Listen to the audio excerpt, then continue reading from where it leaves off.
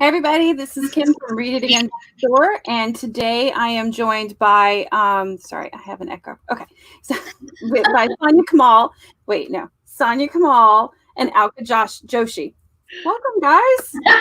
Welcome.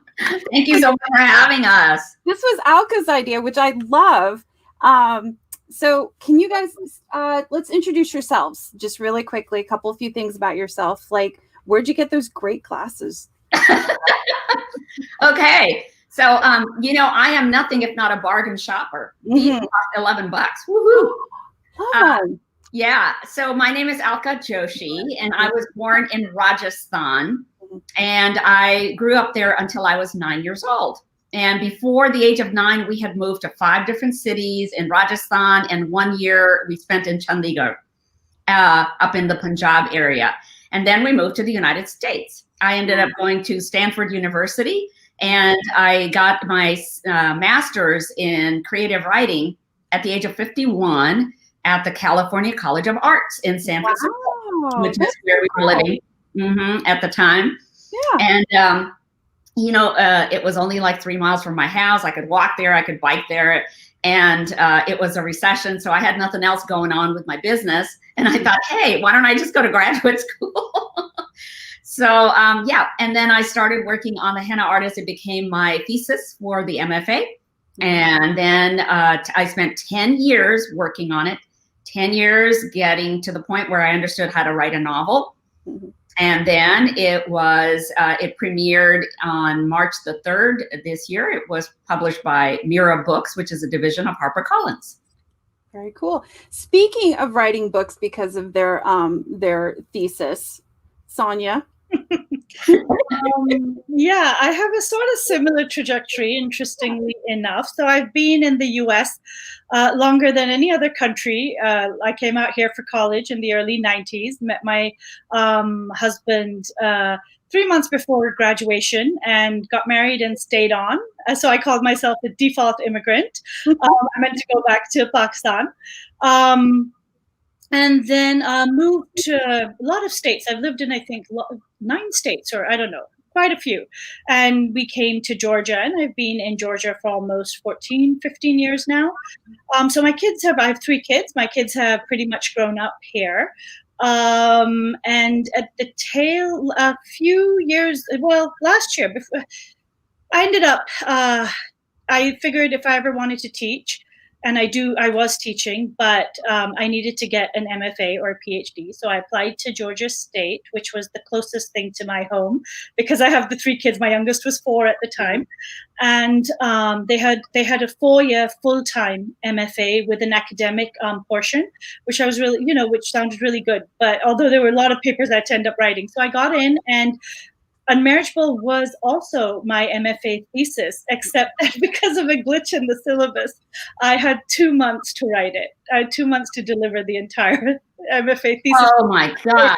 Yeah, and I should have had 1 year to 2 years. So, yeah, I submitted it an hour before deadline, and then my professors wrote back, said this is fine. Send it to your agent, and next I know, Penguin Random House has bought it, and it came out last year in hardback. It came out this year in paperback, and it's still going strong. And this is my right now 3rd event of the day, and I know Alka is very, very busy too. And it's just been a whirlwind. It's just been so wonderful to see a novel which people are just loving so much, and how different, just what a journey that can be. It's just been incredible. I mean, it's just been wonderful. So yeah, here we are. Yeah. So I was trying to, in my head, I was comparing your 2 books, and what I came up with were very strong female characters and kind of a relationship between sisters. Do you know what I mean? Yeah. Alka, can you tell us a little bit about the Henna Artist? Yeah. We have 30-year-old Lakshmi, who is at the apex of her career. No one knows that she left a husband behind 13 years ago in a small village and made her way eventually to Jaipur, where she runs this very celebrated henna business because she has a reputation of helping women achieve their heart's desire. And no one quite knows how she does this. But in addition to doing the henna, she's also feeding them these herbal remedies that are helping them coax a husband back to bed, or coax a baby out of a womb, or, you know, whatever it is that their intention is. So she has been saving up all this money, gaining a financial independence at the same time that India is gaining its financial footing and its independent footing from the British in 1955.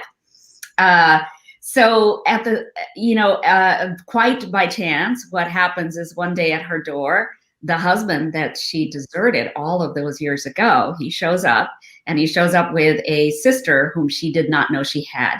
Her sister is only 13 to her 30. So there's a huge difference between them. And Lakshmi thinks, oh, my sister is finally with me. I am going to mother her, because she obviously needs a mother. She's at that age.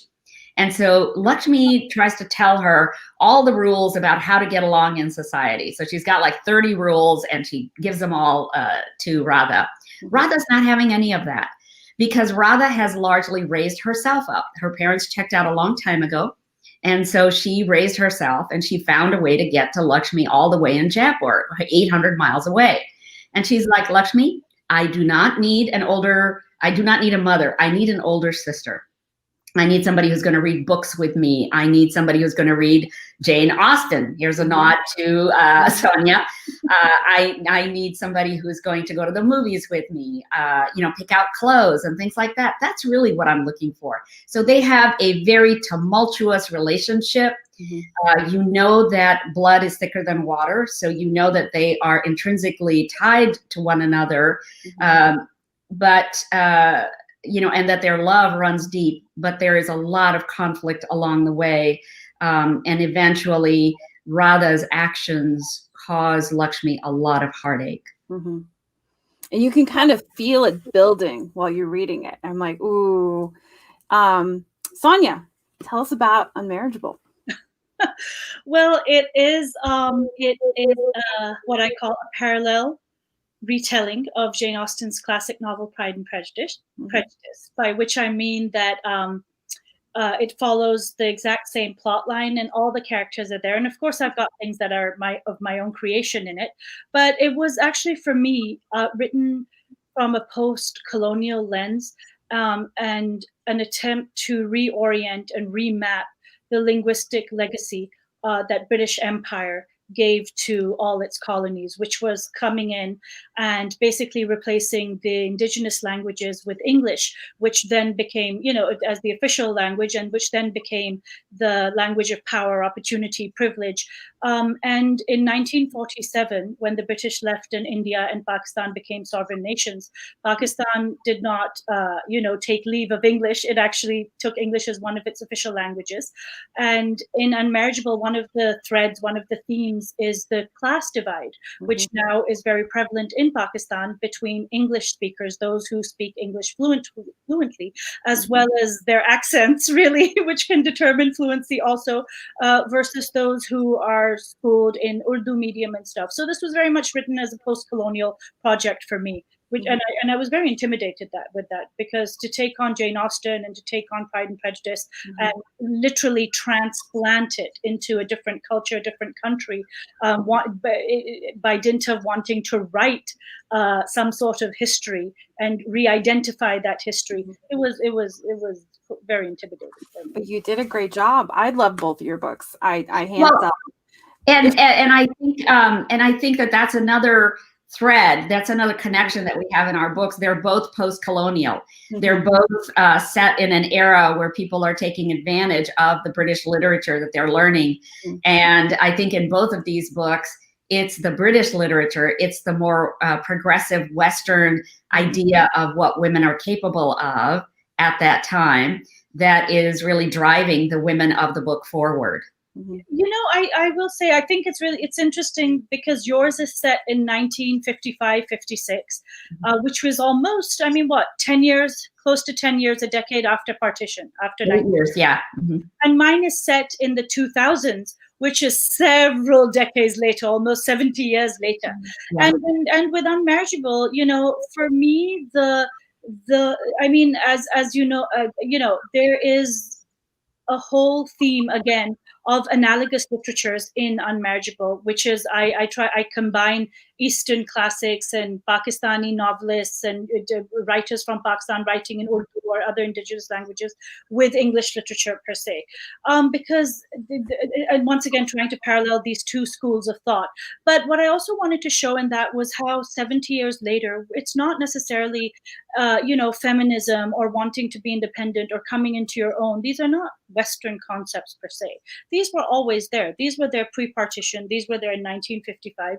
The British didn't, I mean, pre-British, pre-colonialism anywhere in the world, be it French, Portuguese, British, whatever, there were strong women taking agency in whatever way, shape, and form they could. Just the color red existed, even if it wasn't called red, RED in English at that time, or whichever colonized language. And for me, that was a very important aspect to highlight in Unmarriageable also. So. Yeah. Okay. Question. If you guys were throwing a dinner party, this is kind of one of those weird ones. Who would you choose? So you've got fictional characters, true people, live or dead. Yeah. So who would be in your dream? Like I would have, the woman who wrote 84 Charing Cross Way. Love that book. Helene Hoffman. I would have her at my table. Maybe The Rock. I would have The Rock at my table. So what do you guys think? Go ahead, Sonia. Go ahead. Hours. Yeah, give us to me first, huh? I think perhaps a mix of ghosts and people who are yet to become ghosts. Mm-hmm. This is a hard one. RBG. I would have RBG, and I would have Jane Austen.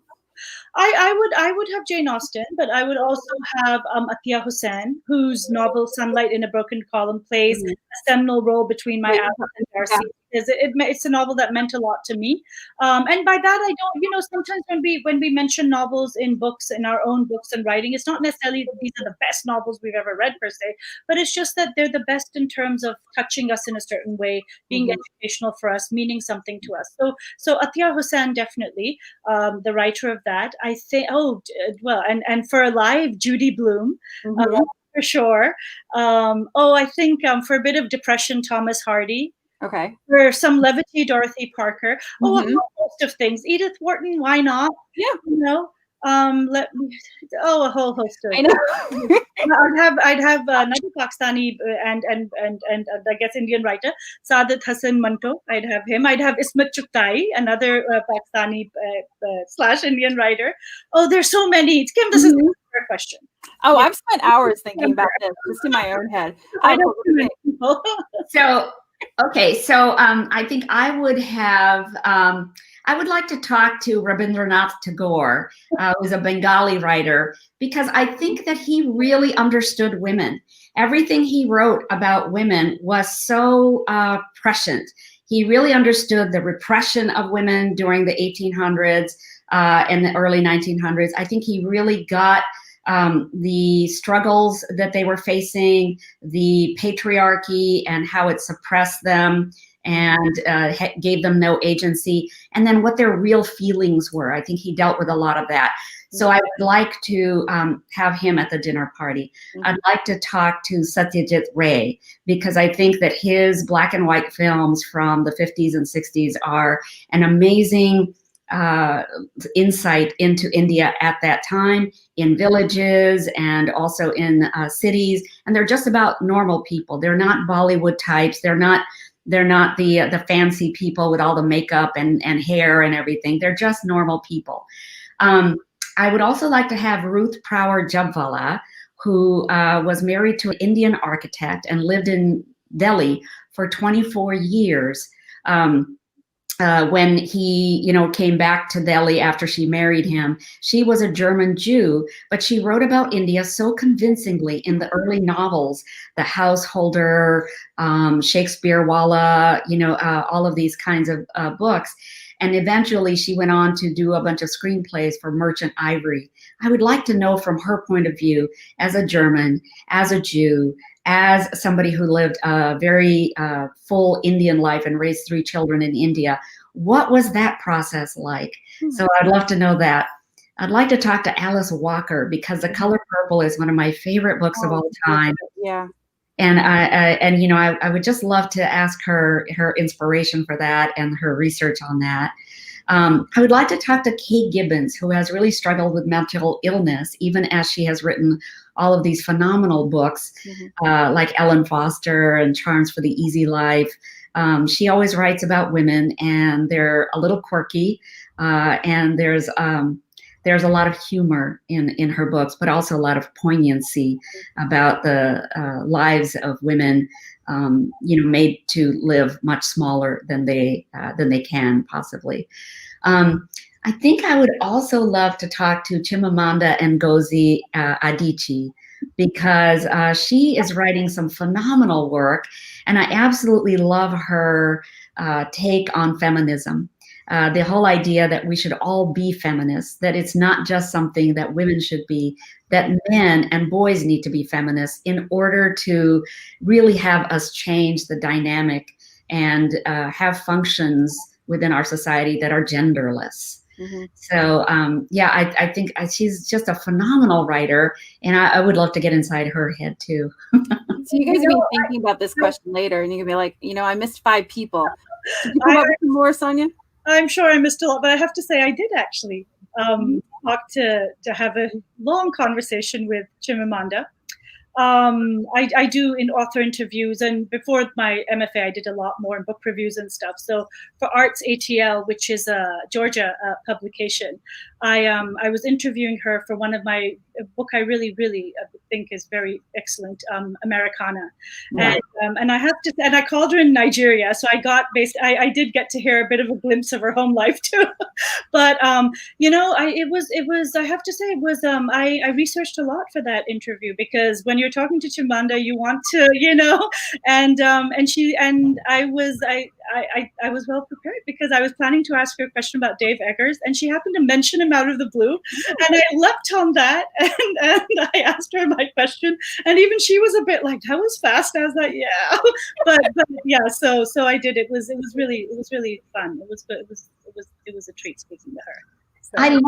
I think what I really love about a lot of this literature is I love reading about other cultures. I love reading about other languages and other customs and the language that they speak, because if a book is peppered with the actual language of that area, I just find that so fascinating. I feel like I'm learning something and being entertained at the same time. That's one of the reasons I love audiobooks, because you get to hear the words they're meant to say. I mean, I listened to Sonia's. She read it. She does her own audiobook. And I listened to yours too, Alka. And I like hearing the words from the mouth, directly from the mouth. Correct. I'm assuming correct pronunciations, but it's just beautiful to listen to. Well, when I was choosing Sneha to do the narration, I worked with her, I think, for about, we spent a couple of hours. We went over the whole glossary, the Hindi glossary. And because she's from a different part of India than I am, she'll pronounce things differently. So we went through each word, and she said, how do you want me to pronounce it? So she made those little phonetic symbols by each one, so she would know what to say. For example, I had no idea that in the north, where I'm from, we say sabji, and in the south, they say sabzi, which I had never heard of before. In Pakistan, it's sabzi also. Like the base stuff is like, it's not jeera, it's zira. Oh, okay. And, yeah. So. Yeah, go on. So yeah, and then the other thing that she did was she went over every character, because I think she's so used to narrating these kinds of books, and she's an actress, I think. So she went through every character, and she said, okay, now, just like Sonia was referring to earlier, what kind of English should this person speak? Should they speak a Hindi English? Should they speak an English English? Should they speak an American English? Should they speak a boarding school English? Like, there are all kinds of different ways to speak English. And I was really impressed by her ability to even call all of that out. So I think that in the book, in the narration, she was able to get every character, give them a distinctive voice. Even the talking parakeet, she even made him sound like a very distinctive character. Interesting. Oh, did you ever think of, I'm going to ask a question quickly, Yeah. if I can. Did you ever think of doing it yourself, or was that? I asked Harper Audio. I said, oh, so do I get to narrate this? Will I be doing this? And they said, oh, no. No, we have professionals who do that, Alka. Thanks anyway. I see. Yeah, I mean, let me just quickly say that yes, Penguin Random House also has professionals, but they'd actually heard my TEDx talk, and then based on that, they got in touch with me, and I actually didn't want to do it, and they insisted I do it, and I figured, okay, what's the worst? They'll kick me out of the studio in half an hour, but they didn't, and I love doing it. Oh, good. If anyone knows, I actually wanted to be an actress, but then became a writer. Don't ask. I wasn't allowed to be an actress. So it was almost fulfilling the dream I didn't have, and then my writer career. But yeah, it was fun. So where did inspiration come from y'all's books? Like, there's an Alka. I heard that your mother was your inspiration for your main character. Yeah. Yeah. You know, my mom had an arranged marriage, like a lot of Indian women, in 1955 with my dad.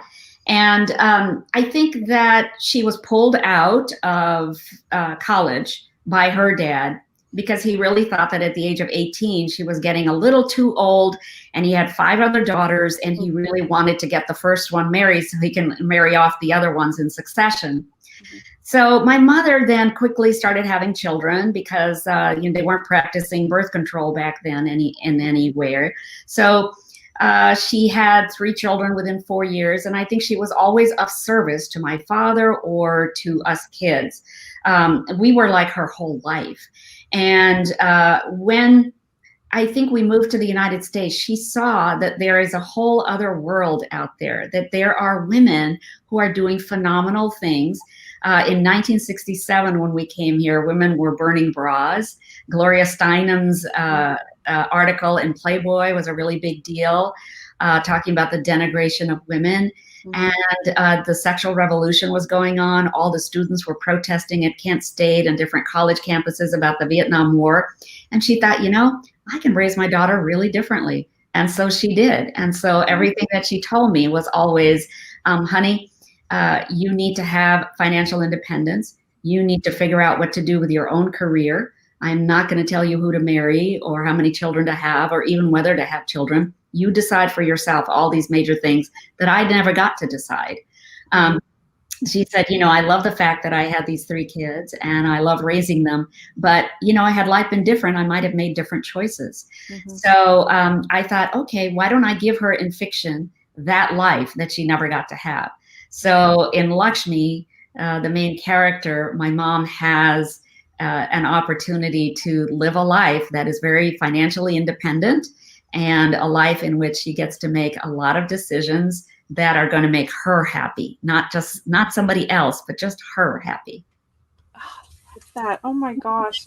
Goosebumps. Soniah, I love the story about how you were introduced to Jane Austen. Can you talk about that? Okay, sure. Yeah. I just want to say that, Alka's mom's story and what Alka took from that is so inspirational. I mean, one of the big takeaways of Unmarriageable really is what Alka's mom already did, which is, empower your daughters to be financially independent so that they're able to take agency for their own lives.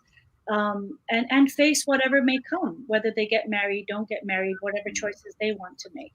So, so that I was really touched by that. And then you wrote it as a tribute to her in so many respects. Because so many women across the world, not just in our cultures, but otherwise also in so many cultures, still don't get to have that agency, Right. And the parents we're born to, the mothers we have, the fathers, and so it's just amazing that you got to have that sort of mother. So I was given a copy of Pride and Prejudice around, 12, 13, somewhere around that age, and I will.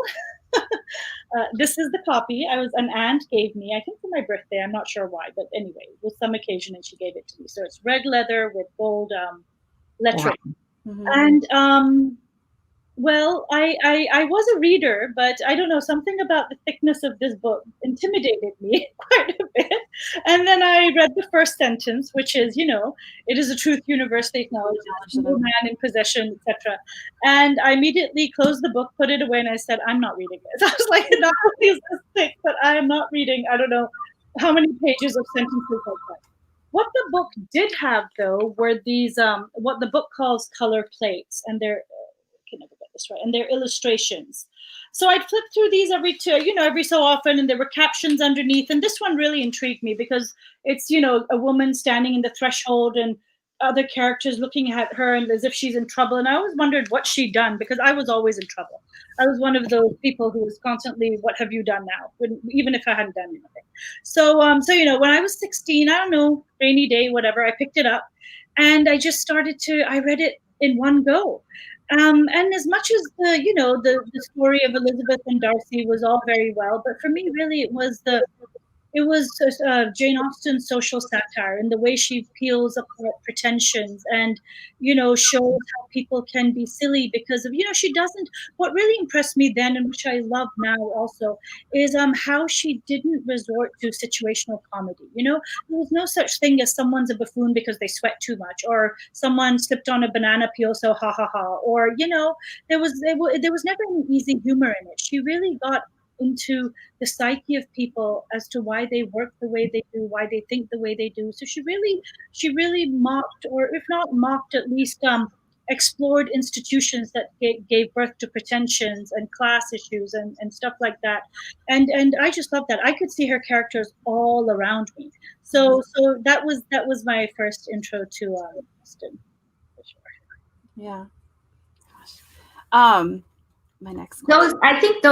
I think those books, same thing with Middlemarch or Jane Eyre.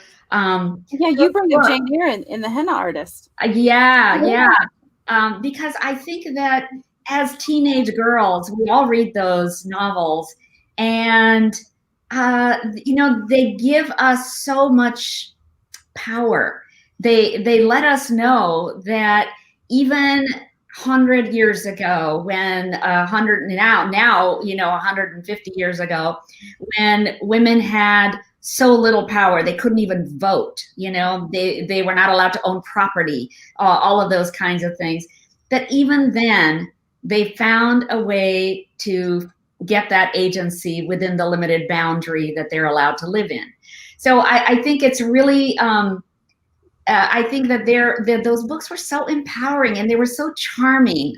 And I think, Sonia, you probably felt the same way I did. You read those in one go, and then I would start again on page one. I read them over and over because I just wanted to be in that world. The world was so invigorating, and I wanted to be in the sewing circles with these women. I wanted to be taking walks with these men arm in arm with a little parasol in my hand. The whole scene was so charming. I think for me, rather than the walks and stuff, I really wanted to meet the Catherine de Bourghs and say, tell them to shut up and why they should shut up. And I would very much do that in my own way, which is why I was always in trouble. So for me, really, it was how she wrote, especially with Austen, how she wrote her characters, and yes, the Brontes and everyone too. I always found it fascinating that even with the even with Jane Eyre, she's a governess, but she still ends up getting married at the end, and that always fascinated me. Also, I was explaining the plot of that book the other day to my daughter, and I'm like, okay, it's like 4 books in one. And you need to read it now as a teenager, because when you read it as an adult, you're gonna be like, Mr. Rochester. Oh no, absolutely. I have to say I wasn't too fond of him back then either. And for me, what really I think a seminal text for me was definitely Jean Rhys's Wild Cigar Society, which she writes from the point of view. It's a post-colonial retelling text again, and where she tells the story from the woman in the attic, Bertha Mason's story, and how she came from the Caribbean to and became the woman in the attic. And that was, to read that side by side with And I came late to that, because growing up in the English medium school system, and when I was in Saudi Arabia, where I grew up partly, where we read English, British texts, American texts also, Jean Rhys was certainly not on the syllabus. So I came across a lot of these in my own reading, Jamaica Kincaid's A Small, what is it? A Small World? Small, what is it? Oh, what's that wonderful? I actually have it on my desk all the time, but I forgot I love her book, Annie John. I just love that one. She's a phenomenal, but she has this nonfiction text of when she went to England for the first time and how it's just wonderful. It's amazing reading.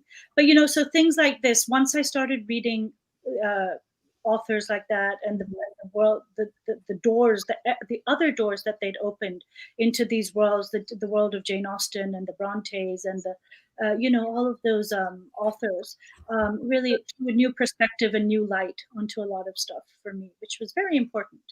Yeah, it really, really was.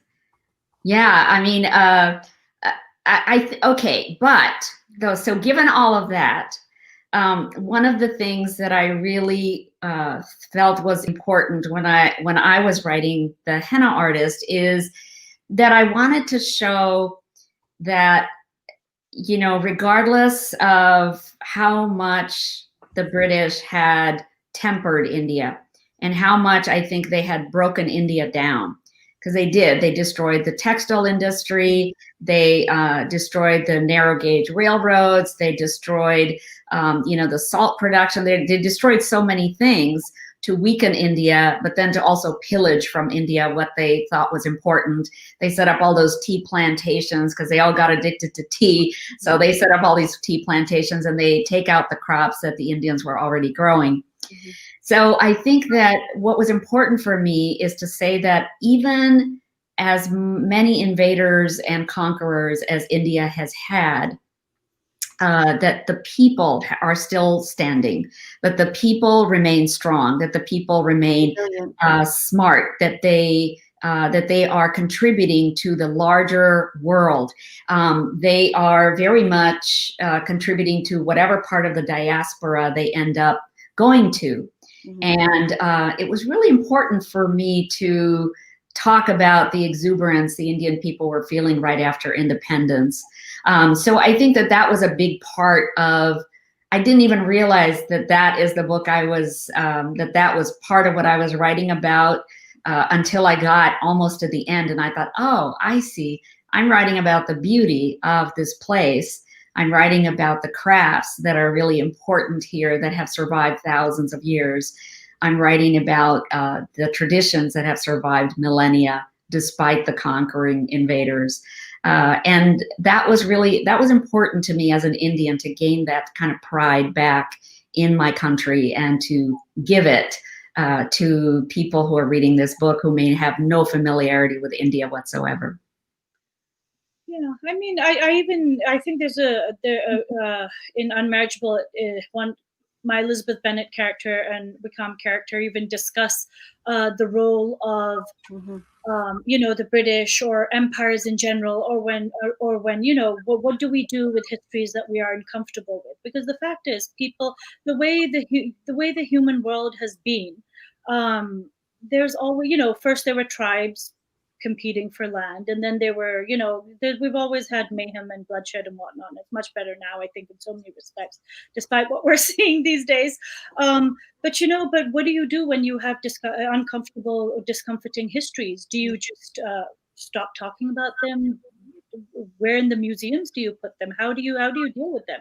And for me, I think one of the most shocking things personally was when I came across, once again, I was not taught this in any school. I was doing my own independent reading, and I happened to come across, and it's one of the epigraphs I have in Unmarriageable. I came across out of the blue, Thomas Babington Macaulay's address to British Parliament in 1935, in which it's still yet just a recommendation and suggestion that English replace all of the official languages in empire. And to see the beginning of policy, empire policy, and hear that policy so many centuries later coming out of my mouth as my language, and English is my mother tongue. It's the language I know most. It's the language I grew up in. I grew up in England also partly. but to see the nefarious origins of it almost, because what Babington Macaulay wanted to create was confused brown people. He wanted to create people who were brown in color. He says it. It's in the epigraph and the brown in color, but white in sensibility. So they'd be sort of divided loyalties per se or whatever. And I think another thing I wanted to explore in the novel, and my Elizabeth Bennet character outright says, what do we do with these histories? How do we cope?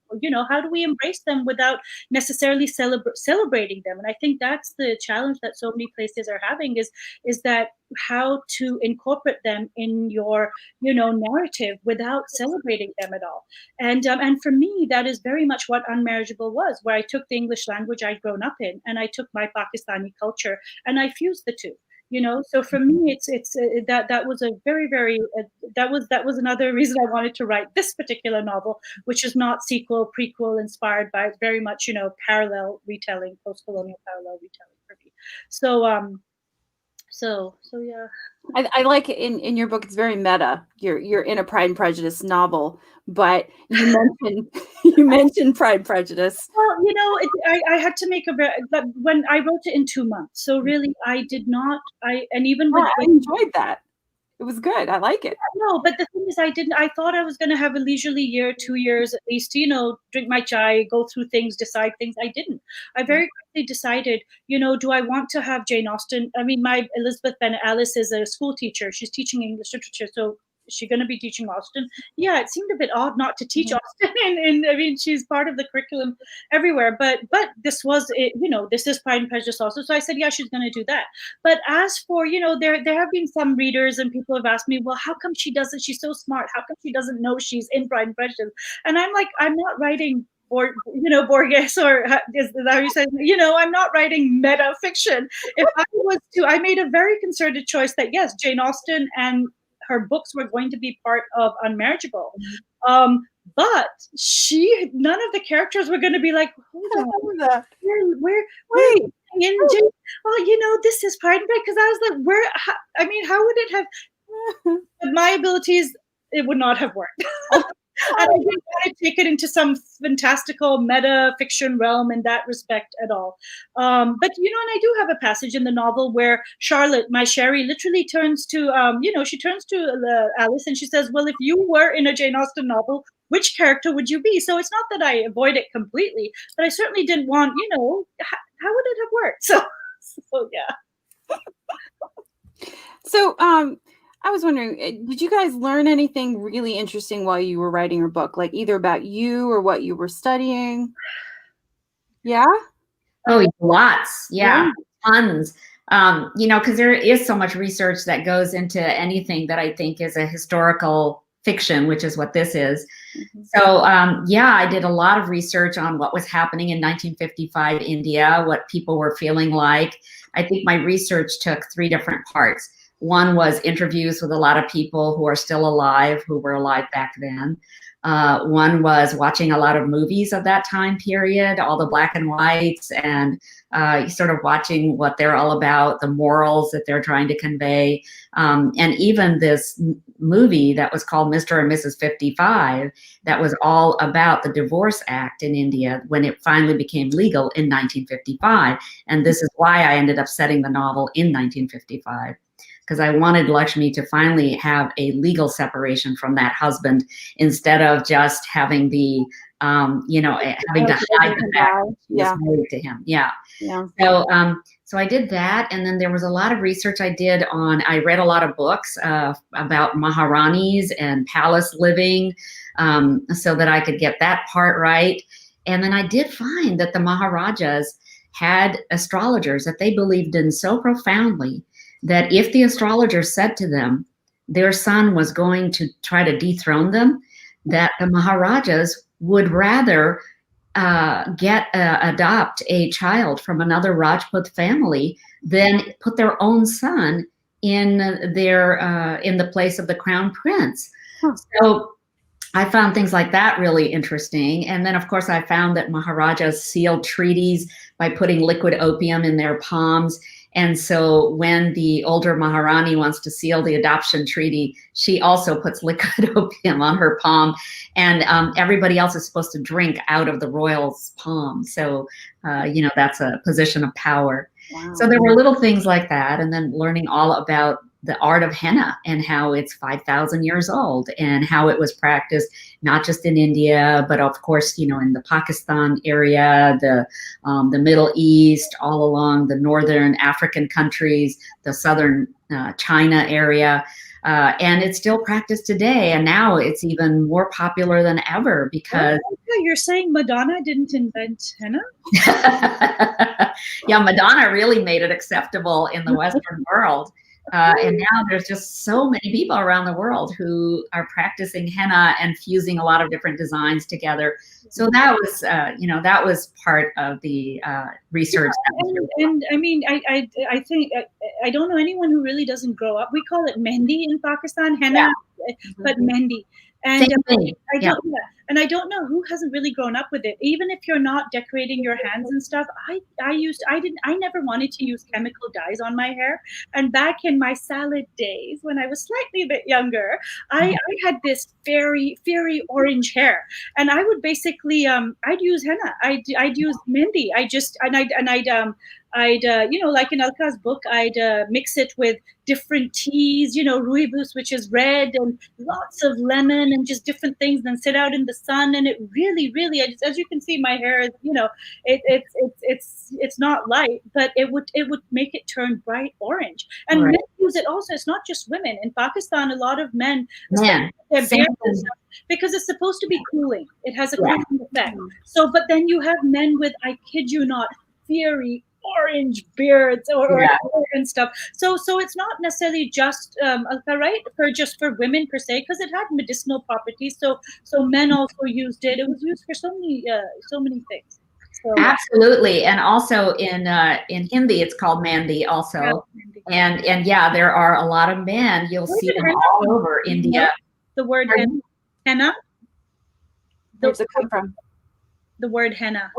The word henna, I don't know where the word henna comes from, but I do know that Rajasthani henna is considered some of the finest henna because the plant grows there so abundantly. It grows in hot, dry climates. And so a lot of people prize Rajasthani henna and the powder that they get. And then every henna artist mixes their own proprietary paste that they are then going to use to make the women's hands either really dark red or more of an orangey red, or have it last longer than 7 days, however they do it. So the other thing that I think we have in our novels that is in common is food. And I think it's so, I think that food is the way to get to know a culture. Because when it comes to Indian and Pakistani food, we use so many spices. And the spices are not just to make the food taste good. The spices all have beneficial properties for the body. So they are good for your lymphatic system, your digestive system, your brain, your respiratory system. All these spices have a place and a reason to be in your body. So I think that that's another thing that I'm definitely trying to convey through the henna artist. And I know, Sonia, you've got food in yours that is really important. It's an important part of the culture. It's how we show love, right? Yeah, it's really odd that food. If you read my novel, my first novel, An Isolated Incident. There is no food in that novel at all. I think, maybe a mention here and there, but there's no food. The reason I very much put, number one, I love to cook. I'd never cooked in Pakistan. I came to the US, burnt my face, pressure cooker went off, still went on cooking. I discovered I like cooking. I like chopping vegetables, very relaxing for me. I like that. So it was never taxing for me to do it. And I think if you enjoy cooking yourself, inevitably, perhaps it's going to end up showing in some of your work. But for me, I think, on my novel, An Isolated Incident, has a different theme and topic and stuff from the domestic sphere. And Unmarriageable is very much set in the domestic sphere. And usually in the domestic sphere, for women especially those women who've traditionally been called housewives, those who, have children, run the household predominantly, are in the kitchen cooking, or even giving orders to their servants to, their cook to prepare things. There are a lot of battles and power issues that are determined through who's the better cook, So, and because Unmarriageable is in the domestic sphere, I thought what better way than to incorporate a lot of the food and what it means for different classes to be able to cook and not cook. And Austen does this also, So in fact, there's one scene between Charlotte's mother and Mrs. Bennet where they're talking about. Or that iconic scene, this is the reason I fell in love with Austen's work. It was stuff like that, stuff like this, which so paralleled the Pakistan I was growing up with. That little scene when Mr. Collins comes for dinner for the first time, right? And he says, "Well, to which of my fair cousins do I owe this meal?" And she's like, "We can afford a cook, Yeah. We are, So basically, what she's saying is that we're not as poor as you think we are. We have class. We can afford a cook. We're not what you know. And I mean, there's so much packed in that one phrase, we can afford a cook, to keep a cook. None of my daughters go into the kitchen. And this was such a parallel of Pakistan for me, where the class you come from, where the family you belong to, where so much is told by who's in the kitchen, who's cooking, who has this, who has that. And I wanted to bring that up in Unmarriageable. And one of my favorite parts is a quarrel that my Sherry's mother and my Mrs. Binat have to woo Mr. Collins as it is. And both women end up saying, which woman is more likely to be divorced? The woman who can, cook her way to her husband's stomach, or the woman who doesn't need to cook and can, spend her time doing other things because she has servants. And I think that's so telling. Women in a lot of time periods have sort of, used cooking not just to nourish and feed their families, but in a lot of other ways too. Yeah, in the Henna Artist, I have a scene like that too, where the food is being used as a power play. Yes. So, the Maharani asks young Malik, she says, "What is your favorite food?" And he thinks about it. He goes, "Okay, rabri." But rabri is a very time-consuming dish that you only make if you have 2 hours to stand in front of the hot stove and you're constantly scraping the cream off the sides of your pan. So she tells her cook to go ahead and make rabri for little Malik, not because she wants rabri, not because she wants Malik to have it, but because the cook has been pissing her off. He used to be her husband's cook, and now he doesn't season any of the food the way that she likes because he's mad that he has to cook for a queen instead of the king. And so now she's going to punish him. So she uses the food as a way to gain power over that relationship with him. And I thought it was interesting while I was reading it that where she, where he's not that pleased to be cooking for her, he seems to be absolutely pleased to cook for Malik.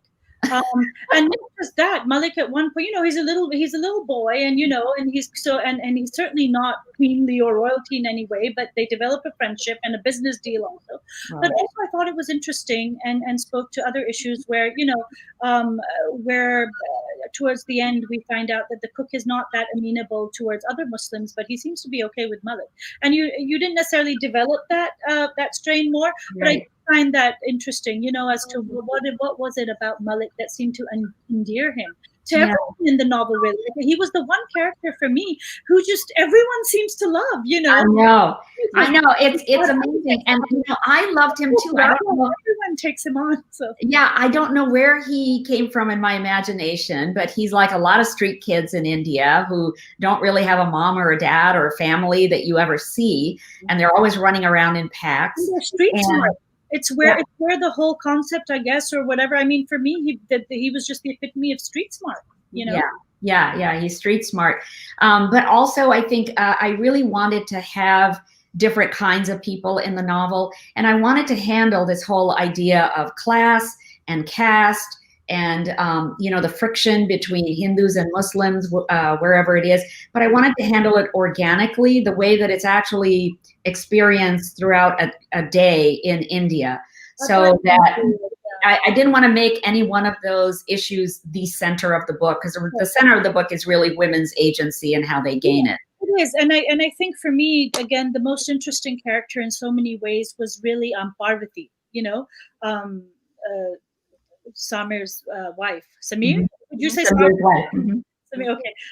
So because because so much of the book she's the villain, and then there's a flip, and you feel a little, you feel for her. But I thought, and I don't want to give any spoilers, so I don't want to say too much. But there was one part where someone comes to complain to her, and that someone who comes to complain, like you're reading that, and you're like, okay.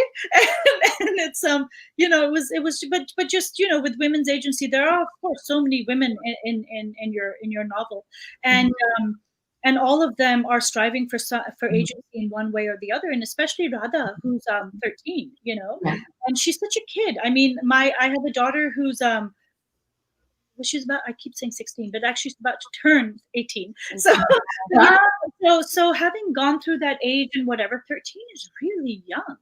But she, again, like Malik, and I think this is where they bond over, or they see the commonality within each other, is because for the longest time she's got to be street smart in her own way, So yeah, it was fascinating to see all the different ways, the different age groups tried to have agency within that. I think that what books like Marriageable and the Henna Artist show us is that we have something in common with all the people of this world. We see ourselves in the characters of, Elizabeth and in Lakshmi, and we see parts of ourselves, we see parts of other people. We learn that maybe this world isn't so different after all, that maybe we do all share the same kinds of joys and hurts and loneliness and grief that people from thousands of miles around the world do. Yeah. Don't you think, Sonia? Yeah, I mean, I think that's the whole beauty of reading, or any medium really, right? Is when you're able to see, whether it's books, whether it's film, whether it's painting, when you're able to develop the capability of not just looking at watching or reading or looking at these things, but suddenly when you see yourself in them. But I think language also and culture also tends to play a part in this, which is I went to some of my middle school and high school was in Saudi Arabia at an international school, and there were books in the library. I mean, I'm sure you'll be familiar with Enid Blyton, who's a British author, but there were books from Judy Blume and Anne of Green Gables and every Amar Chitra Katha, which my Indian friends would bring from their summer vacations, So they would, my Scandinavian friends would bring in Norse mythology. There was so much reading material there. But the one book back then that I couldn't find was a book set in Pakistan, but written in English for kids, Sure, I could see the R.K. Narayans and this, that, but there was nothing for catering to my age group that was. And so what I quickly started doing was everything I'd read, like if I was reading Judy Blume, it's set in New Jersey, I'd flip it to Pakistan. It was, they'd be, I don't know, I just start flipping. Elizabeth Bennet's wearing a bonnet, I'd flip it to a dupatta. So I started to see the universalities just organically. Like these people were not some other in some other place. They were me. They were literally me. And I think with Unmarriageable, what I really hope to do, and I think it has been done because a lot of readers tell me this is exactly like them and stuff, is to be able to give a window from the flip side again, right? So people reading Unmarriageable and the story of these 5 sisters and just everyone set in contemporary Pakistan is not some country that is on the map or something, but literally they can see themselves in it. The way I read so much literature, be it S.E. Hinton, be it, and saw myself in there also. So it was very, very gratifying when I started getting feedback that readers are actually seeing, because that's what we do. It is all about universalities, like you said. It is about connections. It is being able to see each other and not think of each other as other per se. But what else is literature for? What else is anything for? Which is not to get all maudlin about it, but the world we seemingly find ourselves in today. I do sometimes wonder, there's so much great literature and movies and stuff about the ills of hatred and war and all sorts of things, and yet, I don't know. Yeah, that's why it's so important to stock books of people of color. Just the kids need to see something. In fact, this whole wall was picture books of. I had to take it down to replace it with these pretty books. But, I mean, like, it's just important. Yeah. And Soniah, I love that you have such a strong self-image that you could see yourself in everything you read. Because I have a tendency when I read a book, I become that person. Like I look like them. And I love that you have that strong like self-identity. Like I am me. Elizabeth Bennet is me. That is that's great, especially when you were younger. You know, I don't know what to say to that, because it just happened. It's not, Yeah. I don't know if I was necessarily strong or this or that or what I was doing. It just started to happen because I could relate to these characters. So, you know, I mean, you know, with let's take Judy Blume and Are You There, God? It's Me, Margaret was so seminal to me. Yeah, and I was in the 6th, 7th grade myself when I read it, and going through the same things, going to parties, spin the bottle, and all those things. And you know, I was living that novel, but yet the characters in those novels were not reflective of the food on my table or the language that my parents. And I'm from a bicultural family. My mother's from Srinagar, Kashmir, and my father is originally from a village outside Aligarh, and he came to Pakistan later. So, you know, so in my own house, we had a trilingual, you know, there was English, there was Urdu, there was Kashmiri, there was also a smattering of Punjabi when we went back. Anyway, but I saw none of this, but yet I could still relate to characters like Margaret and stuff. And it just, I don't know, it just, you know, it just, I don't know how and why that sort of, whether my own self-identity was so strong or whether I just, I don't know, Kim. That's a fascinating thing. I might spend my whole life trying to figure that one out, exactly why that happened, but it did. And I think, you know, even to this, you know, I love, like, okay, I love reading, and yourself perhaps, I love reading novels which are set in different countries and different cultures. And so I understand it when people pick up Unmarriageable or Henna Artist, you know, people who are not from India or not from Pakistan and are not familiar with those cultures. There's a curiosity to see how what's happening, how other people in the rest of the world, and how you relate to those other people also, you know. But you know, so whether it's, I have to say though that the big responsibility that tends to come with that for me is that when you don't belong to a certain culture, you really do trust that writer then about what they're writing about their culture, because you don't know any better. So there, which is why the whole own voices reviews and own voices everything is so important to me, because yes, you can like if I'm reviewing a book that is set in African American culture or Chinese culture stuff, I can review it from a certain lens as to the strengths of this book and why I liked it, and etc. But when it's an own voices review, in some respect we're getting another layer over there as to how, what this book has done and not done within that cultural context, and within that the context of that particular strain of literature. So yeah.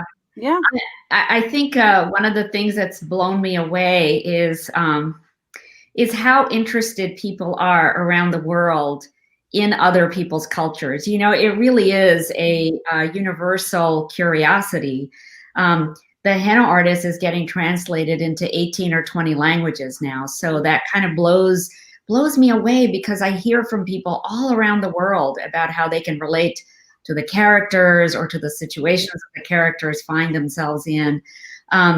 It is one of the joys of writing that you can actually connect with readers whom you have never met before.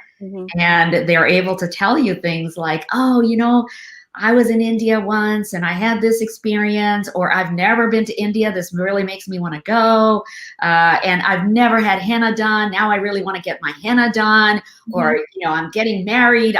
I want, you know, wedding henna or whatever. So it's wonderful to be able to bring new experiences to readers' lives. This is a really great thing. I also think that one of the other responsibilities that I really think I have, and I hadn't even counted on the pandemic at the time that the book was released. You know, the book was released during the month of the pandemic start. But one of the other things I think is to provide some kind of hope for people. I think right now there are a lot of people who are feeling negative, who are feeling disempowered, who are feeling down. Maybe they've been furloughed, they've been locked down for so many months, and they've got kids at home that they've got to teach, and the kids are restless. And, you know, there's so much going on that one of the things that readers keep telling me is that this book gives them hope. When they read it, they feel better afterwards. And I do think that that was one of my goals. I didn't want to create a feeling of despair and disillusionment. I really wanted to create a feeling of hope and this ability to maybe think in a very positive way about things that are going on in your life, that it is possible to overcome obstacles, that it is possible to reinvent yourself, no matter what phase of your life you're in, that it is possible to find joy even within the unhappiness of your life. Yeah. You know, I've had the exact same response with Unmarriageable, and I tend to write. I'm not going to say hopeless things, but I tend to write about very different things, which might touch more on despair and stuff. So strong and emotional. The what? Strong and emotional. Strong and emotional. Yes. But you know, the template that I had with Pride and Prejudice, Austen called Pride and Prejudice a light, bright, and sparkling novel. It's a really it's a fun novel. It's about 5 sisters. None of them come to a bad end. The mother is happy at the end of the novel. No one in Pride and Prejudice, and you know, because some of Austen's other novels do have, I think, a little less of the light, bright, and sparkling. You know, they do go into slightly different territory, like Mansfield Park, and you know, but Pride and Prejudice is just a fun romp with some serious stuff in it, but it's just, you know, it's wonderful. And because that is the novel that I chose to do the parallel retelling in, I really didn't realize. I just did it, like I said, because this is something I had to do. And it wasn't until I started, you know, getting reader response about the word I kept hearing was joyful. You know, they felt joy reading this, and I've had people who read it through, their parents passing away, or just getting, you know, like you're saying, furlough, just major stuff. And I personally never thought that I was, because it's not what I tend to read per se, but I just never thought I'd write a joyful, uplifting novel. And thank you, Austen, because I did. And through that, you know, you'd ask what we discovered a little earlier, maybe something new about ourselves or about the world. Mine is set in contemporary Pakistan, Unmarriageable. So it's a world I'm very familiar with. Absolutely. It's the Pakistan I've grown up in, still visit and stuff. So it wasn't necessarily anything new I learned about the world, but I did learn new things about me. And I learned the extreme joy of writing a joyful book. You know, it's one thing when readers read an isolated incident or my other short stories and stuff, and you know, and they cry and they're touched, and it means, you know, and it really touched them and everything. But it's a different sort of joy and tears when readers tell you how happy a novel is. You know, how and yes, that I think, you know, and that they do want, they finish it and then they want to restart it because they don't want to leave this world. They literally don't want to leave the world of Pride, Unmarriageable. And it has been an utter joy for me to have been able to write. I hope I will be able to write something like this again. I don't even know my writing process, but you know, but it's just been a gift to me as a person to be able to not just put tears of sorrow as a writer into someone's eyes, but to put tears of joy and happiness into someone's eyes. It's been a personal gift to me. Without a doubt. And thank you, Austen, for that, for writing a happy book. Therefore, I wrote a happy book. So there's that. I think one of the other really phenomenal things that happened with my writing is that, you know, I had not lived in India since I was 9 years old. So I think one of my concerns was that people would think this wasn't authentically Indian. And I've actually found the reverse to be true. So I've had people reaching out to me from all over South Asia and all across the diaspora, the Indian diaspora and the Pakistani diaspora, that this book feels real. This book feels authentic. It feels like their lives. It feels like their mother's lives. It feels like their grandmother's lives, and that it makes them nostalgic for the countries that they came from. I've had, you know, Sonia, I've had tons of Pakistani readers, you know, book clubs that ask me, would you please, you know, be part of our book club? And also that we have 300 people on the waiting list for this book. We cannot get enough copies of it. So it's kind of like, whoa, you know, but I'm very happy to see that I've got Muslim readers and I've got Hindi readers, because one of my goals was to show that these two communities do work together, that they do live together, that they do have businesses together, that they do celebrate festivals together, and that it's not all bloodbath in the streets. So that was really important to me. So I'm glad that it's reaching hands across the aisle like that. Yeah, no, definitely. I mean, I have to say I was a little surprised by my Indian readers sometimes because the people from a Jewish background, Italian, Greek, Mormon, Southern, the American South, any of the Russian, any of the traditional backgrounds where families sort of still tend to be more community oriented than just individualistic. So I was not surprised. I was not really surprised when these particular cultures and stuff, Nigerian, reached out and said, that Unmarriageable is just like their families and stuff and whatever. What did surprise me a little bit is my Indian readers who say, we didn't realize that Pakistan and Pakistanis are just like us, and that did take me a bit by surprise because I visited India several times and everything, and I still have relatives stuff there. My best friend is from India. I've grown up maybe because I went to an international school and I grew up not just in India, not just in Pakistan. I grew up with a lot of Bangladeshis, also a lot of South Asians around me.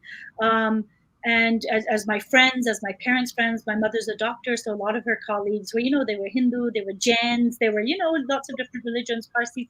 So when I get this particular response from Indians, and the other thing also is that in Unmarriageable, I tried to show a large swath of different class backgrounds and stuff, because as you well know, also as all of us know, no matter where we live in, there's no one monolith person or representative of, someone asked me the other day, so is Mr. Bennett a representative of, Pakistani fatherhood? And I was like, no more than the town you're from and your father being a representative, he's just one father to this particular family. Mm-hmm. So in the same way, depending on the class you belong to, then depending on the family you belong to within that class, you can have a very different Pakistani experience, Indian experience, Georgia experience, Southern experience, all different sort of experience. Mm-hmm.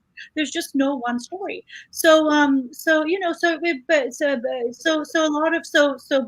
Unmarriageable, I have a party scene where and a lot of my Indian readers are like, does that really happen? And I'm like, yeah. And then some Pakistani readers also are like, does that really happen? It's just interesting to me to see the notion of Pakistan from a border country such as India, or from white American readers, or Black American readers, or just readers who are not familiar with Pakistan and only familiar with the Pakistan that they see on TV, which is the news and little blips and stuff, and for them to then read Unmarriageable Pakistan and see girls in mini skirts and Alys is jogging and they're going to cafes. This is Pakistan. Yeah, this is not a Pakistan they know at all. Mm-hmm. And that has been that those responses have been really gratifying and really interesting. Mm-hmm. All right, guys, this has been awesome. But we are at our a little over an hour mark. I didn't want to stop you because you guys are just like. Yeah, no, it's been fun. This has been great, and yeah, there's a lot in common that both these novels have for sure. Mm-hmm. And yeah, it's Thank you. Thank you so much for allowing us this forum just to talk about the books and the writing process and our journeys. I think it's been so amazing. Sonia, thank you so much for pulling this together. I really appreciate it. No, it was great. It's my pleasure. I mean, I love that, a reader reached out and said that you had recommended Unmarriageable to a book club that you were attending, and really thank you for reaching out and wanting to do an event together and stuff. Like I said, it means so much to me to see to have fellow authors and if we're talking about universalities and connections and all that stuff, that is just what it is. So I'm happy I could she took it on and we were able to do this. It's been We have copies of Unmarriageable and the Henna Artist in stock. Actually, Sonia, I'm having trouble getting your book because it's just selling too well. I know it is. No, seriously.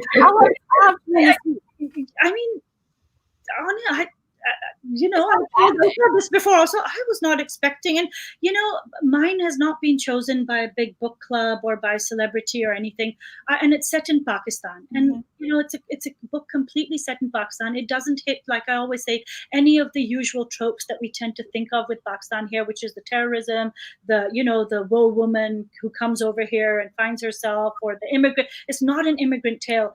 I was truly expecting it to just, I don't know what I was expecting, but I certainly wasn't expecting that a year and a half later, word of mouth would still just be doing these. Yeah. Really, it's word of mouth. Amazing. I'm just.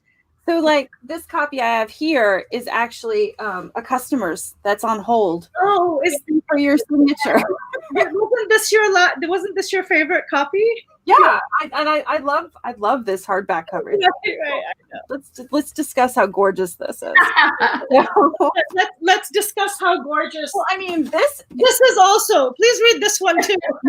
The reason I sort of do this one is because, unlike in the hardback, there are a lot of extra supplemental essays and material at the back of this, including why I named all the characters I did in Unmarriageable, because they're not really Pakistani names, a lot of them, and also the history of how my fictitious town, Dalipabad, got its name. And I'll tell you, I love the fact that more and more authors are adding editions at the back. Mm-hmm. I loved Alka's editions, Mm-hmm. I love the essays that you have at your back and the recipes. Mm-hmm. I just love it. It's a different window. It makes the fiction, for me at least, so much richer. And it's not just author interviews like they used to do, but they explain the book a bit more. I love it. So yeah. Right. So we have copies in stock if anybody's interested. I put a link in the comments where you can follow it and buy a copy from us. If you don't buy from us, we'd love for you to support any independent bookstore, maybe your local one. Give them a call and say, I really need the Henna Artist and I really need Unmarriageable. Like, I need them now. If you buy from us, you'll get Sonia's autograph. And Alka, I meant to ask you this before. Can you send us some book plates? Yes, absolutely. Awesome. Yeah. Oh, yeah, that'll be fun. Let's see. I think the paperback version of the Henna Artist comes out next April, and then the sequel is coming out in July. Okay. I know. I'm very excited to read that. You need to send it. I didn't even get to ask. Okay, so I just want to quickly say, Kim, in case anyone was wondering, the Jamaica Kincaid book that I mentioned, it's actually called A Small Place. Yes. In case anyone wanted to. It's a good book. I'll put a link in the description. Yeah. Okay, guys. Well, have a good night. Thank you. Bye. Bye.